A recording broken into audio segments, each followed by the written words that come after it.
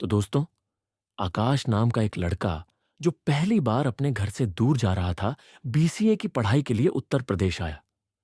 परिवार वाले चिंतित थे क्योंकि वह उनका इकलौता बेटा था। प्यार और देखभाल में पले बढ़े आकाश ने जब बाहर की दुनिया में कदम रखा तो सब कुछ नया और अनजान लगा। अपनी पढ़ाई के लिए आकाश को हॉस्टल ढूंढना था। पूरे दिन इधर उधर भटकने के बावजूद हर हॉस्टल में जगह भरी हुई थी। उसे चिंता होने लगी। न तो उसने घर पर किसी को बताया और न ही मदद मांगी। उसे डर था कि घर वाले और परेशान हो जाएंगे। थका हुआ और परेशान, वह एक आखिरी उम्मीद के सहारे एक पुराने खंडहर नुमा हॉस्टल पहुंचा। हॉस्टल के गेट पर बैठा चौकीदार उसे सख्ती से मना कर देता है। कहता है कि यहां कोई जगह नहीं है। लेकिन आकाश ने हार मानने से इनकार कर दिया। कई बार रिक्वेस्ट करने के बाद चौकीदार ने कहा कि चौथी मंजिल पर एक कमरा खाली है, पर वहां कोई नहीं रहता। उसने कहा कि वह मंजिल डरावनी और अनहोनी घटनाओं के कारण बरसों से बंद है। आकाश को इन बातों पर विश्वास नहीं था। उसने हंसकर कहा, भूत प्रेत जैसी बातें मुझे मत सुनाइए, मुझे बस एक जगह चाहिए।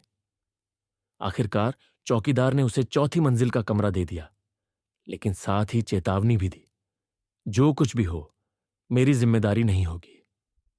आकाश ने कमरा खोला। वहां धूल और सन्नाटा फैला था। थका मांदा आकाश सफाई के बारे में सोचने की बजाय बस बिस्तर पर लेट गया। रात की गहराई में वह गहरी नींद सो गया। लेकिन अचानक उसकी आंख खुली और उसने सोचा कि सुबह हो चुकी होगी। लेकिन जब उसने घड़ी देखी तो पाया कि उसे सोए हुए केवल 10 मिनट ही हुए हैं। यह बात उसे बेहद अजीब लगी। ऐसा कैसे हो सकता है?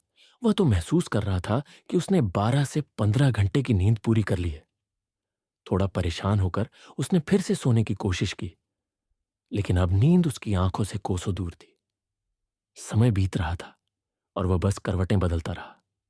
जब रात के 2:30 के आसपास वह किताब पढ़ते पढ़ते सोने की कोशिश कर रहा था, उसे खिड़की के पास से एक परछाई गुजरती हुई दिखाई दी।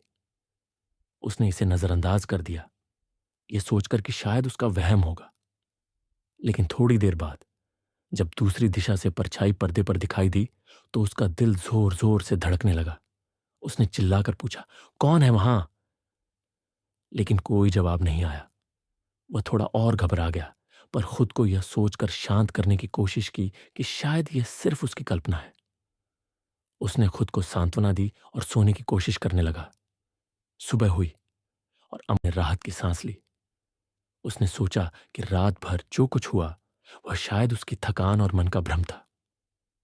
तभी उसके कमरे में एक नया व्यक्ति दाखिल हुआ। इस वीडियो के अगले पार्ट के लिए मेरे चैनल को सब्सक्राइब करें।